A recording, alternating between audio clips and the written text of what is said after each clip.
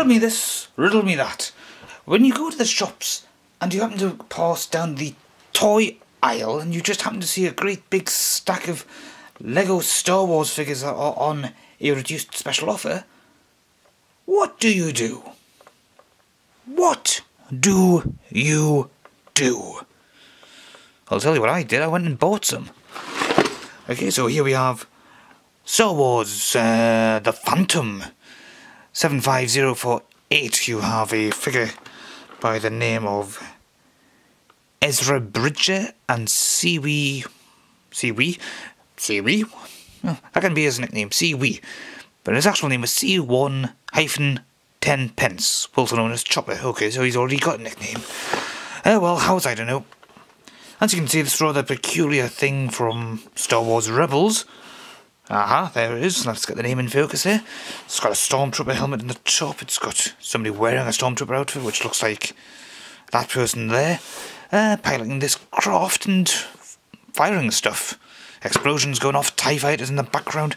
Oh, it's pretty much exactly what you expect. Quick look over. Actual size stuff, except that's not actual size. Is there? Oh, yes, there is. There's something on the back showing all the special features so it can combine with something else from the looks of it. So you need this, which I've got, and you need this, which I don't have, to make that. And even then this bit here separates. Ooh, that reminds me of a certain TV show. Cast your mind back to the 80s. Those of you old enough to remember the 80s. Ulysses. Look it up. There was a sci-fi version of that, and he had a little ship that did exactly the same sort of thing, split up into 3 parts. Well, and we've got Vader and Yoda squaring off in the bottom. Isn't it romantic?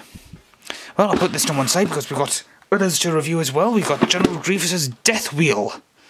I like to think of it as the Death Wheel. It's not actually what it's called, but hey, what you gonna do? And there's Obi-Wan with a clumsy random blaster. You know, I can't help but think that, given the accident that made Grievous what he was, I can't help but think that with that number of lightsabers, he's clearly compensating for something. But there's a Wheel of Death.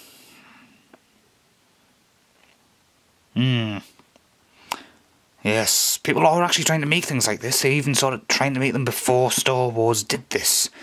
And I don't think they're having much success, to be honest. All the regular imagery, you bear. And there you go. New, Novio, Novedad, Novedid, Uj. 75040. So let's just see, does this need to be combined with anything else? No, but it comes with the legs of its own, so it can stand instead of wheel around. So it can transform and roll out. Yes, I know that's a different franchise, but it does look like it can form a robot. I wonder, I could have some fun with this thing. Let's just see. Obi-Wan without lightsaber, but a gun. But there's plenty of spare lightsabers over here. Oh well, we'll put that to one side. Next thing, we have Anakin Skywalker and a blue Skywalker, I was going to say. Yeah, yes, he has an enormous blue dildo in his hand. That's obviously for Padme. We have R2-D2 and the Jedi Interceptor. I quite like the design of this because it sort of, in some ways, emulates what you would expect, predates what you would expect from the TIE fighters, while also giving you the variable wing geometry that you would get from the X-Wings to a degree. Quite nice. And of course you've got Vader in the top right hand corner, like you did on the last one. Let's see all the rest. Anakin with one dark hand because that's the hand he lost thanks to Dracula. I mean Count Dooku. And of course he's going to lose a lot more by the end of this particular episode, if I remember. R2-D2 of course will retain the love that he has in our hearts. Let's just see, that's 75038. Yes, I can read upside down, aren't I good? And there we have the rest. You've got a hidey hole for the lightsaber, you've got the wings that move up and down. Anakin can run away, 3PO can... 3PO? Yes, 3PO can do one. R2-D2 can just sort of stand guard. All kinds of stuff to look at. Well, let's open this one up. See what we got first. I'm going to think a 2-bag job. No, 3 bags. Oh well. Can't be right all the time. Stickers, oh god. Right, we'll put those over there. Wheel of Death. Let's open ye up. What do you reckon? 2 bags? No, 3 bags again. You can tell because of the number 3 on the packaging. 1, 2, 3 instructions, and the wheel comes separate. Okay, we'll put that over there. And this thing, the Phantom, wasn't it? He doesn't look like he has the strength of 10 tigers. Defenders of the Earth. And we'll put that box to one side. Oh, this was a 2-bag job. Well, there we go. I didn't actually bother to put it that time. I didn't know what to expect. Well, I'll go and put these together and see what we get. Total pips. And we're back, and I have to admit, there's 2 things this experience has taught me. One, if you're going to do multiple sets of Lego at the same time, or one after the other, you're going to get a lot of empty bags afterwards, like this. You've got bags within bags, and then multiple bags, of course, and so on. And of course it leads to all of this. The other thing that it taught me is that eventually you're going to end up with a rather sore back. I've been sitting down for probably the best part of an hour putting these windows together. And I've just knocked one of my other figures off on the ground now. Oh dear. That said, my back feels rather stiff, so I hope you don't mind me standing up as I do this. Looking over these, I'm quite impressed with these 2 overall, at least initially for looks purposes. Not so much impressed with Grievous' Wheel of Death. I'll come back to that in a minute or so, but I'll just move these 2 to one side, and we'll look at the Jedi Interceptor. You can probably spot R2-D2 in there. You can pop him out if you like. You know, R2, you can do that if you want, you can do that if you want, but then he'll fall down. Only apparently he's got rocket boosters in that movie, so, you know, rocket boosters that he forgot all about later on. But here we have the TIE Fighter influenced, at least in terms of cockpit, Jedi Interceptor, and very nice it is too. It feels quite solid, quite sturdy. You've got these fold out sections here. Would that be the S-foils that you can lock into attack position for some reason? I don't really know. But it definitely looks a part. And I've used some of the spare parts that it comes with to make it look a bit more, well, develop a couple of loose gaps and so on. Doesn't really do too good a job of standing, balancing on these, but it's not meant to. You can, if you get it just right. But obviously it's not meant to do that. I'm quite impressed with this cockpit. It opens up thus. Okay, you've got a little joint at the back here. You've got the mirror, well, you've got the window there. I don't know if it's actually supposed to come up like that, but no, I think it's supposed to stay in place like that. Yes, that's a little bit better. And you can see the inside the cockpit here. Now you might notice something. Anakin is supposed to sit in here. This is his equipment rack where things like spare lightsabers would go. And by the way, between all these sets, given Sidious's fetish for collecting lightsabers and Lego's fetish for leaving you with spare pieces, there's quite a few. And if you're wondering about these black bits, they're actually used here as a sort of weapon section. It's probably quite blurred, I'll just move back a bit. You can probably see that clear enough. And of course the cockpit has collapsed on me there. But you can see one issue: if you ignite your lightsaber in a cockpit, you're probably going to kill yourself due to explosive decompression. But also, likewise, Anakin, who has to sit there, is going to have his back against a lightsaber, which for one thing I don't think is going to be comfortable in general principles, and if he hits the on button... The other main factor you may notice is, of course, the complete lack of any kind of joystick. Apparently Harrison Ford spotted something quite similar when he first got into the set of the Millennium Falcon. Bad show, Lego. You might want to review that at some point. Then we've got the Phantom here. Now this has a rather neat trick. You've got these sections here which fold down like that to create wings, to go flying in all kinds of angles, and also to fold up. Now I can't say I really care for it in its folded up position, although that's presumably so that it can merge with whatever other craft you need to buy to really complete the set. You've got these nifty little laser things here. You get 2 of these. Okay, so spares. Likewise, you get the same sort of thing on the Interceptor. Shall we give that a try? Yep, that works. You press down on them and off they go. Green ones this time. I can never remember which colour combination is meant for which faction. Oh, that's a bit stiff, isn't it?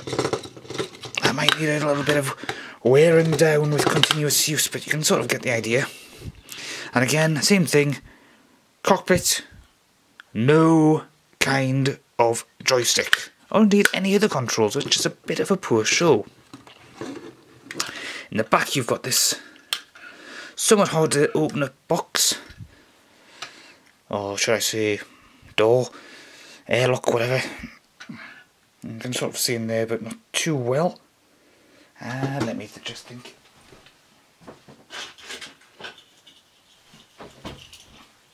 With the angle I work at, you can't really get a light in there unless you get an additional light like this. And even then that's not going to work. Tell you what. Aha, success. I've turned off my main light. And you might be able to see inside there a bit better. Not much better, but all the same. It's the thought that counts. Inside there, you can actually take the roof off. It's supposed to come off easier than that. Something's obviously not gone right. Let's just see, was that the entire thing from here? No, that still doesn't feel right. Well, supposedly you're supposed to be able to take the roof off and just have your little droid stay inside, but it doesn't seem to want to cooperate for whatever reason today. Let's take a look at the figures for this particular thing. You've got your woman character here who comes with a gun and a stormtrooper helmet and her own little, and I mean little, R2 unit. Forgetting their names, I don't watch Star Wars Rebels, but you might notice that she's got a bit of a puzzled look on her face, as if though she can't believe I actually said that. She does have another look. She does have another look, and there you are. She's looking a little banged up, maybe? No, she's supposed to be smiling. And of course, if you really want to hide that, you have this rather bizarre Stormtrooper-looking helmet, but not quite Stormtrooper look. Definitely looks like a stylized version of the Stormtrooper helmet, but must be something to do with fitting in with my hair's the way. Must be something to do with trying to fit in with the Rebels look, I suppose, the Rebel series. I haven't seen it, so I don't know. Over here, we've got General Grievous's Wheel of Misfortune. I suppose it's one to work better on a carpeted surface or something. My desk really is not a good idea for it. Otherwise you have to keep both hands on it. It would look better, personally I think, if you had it like this, but all the box art basically does show it actually dragging across the floor, everything sparking like crazy, and Obi-Wan Kenobi going crazy with that thing. Speaking of which, here's General Grievous. I've basically armed him with this pike weapon type thing and gave him... Well, I had actually gave him 3 lightsabers, but of course he fell off earlier. And this fella's just bizarre.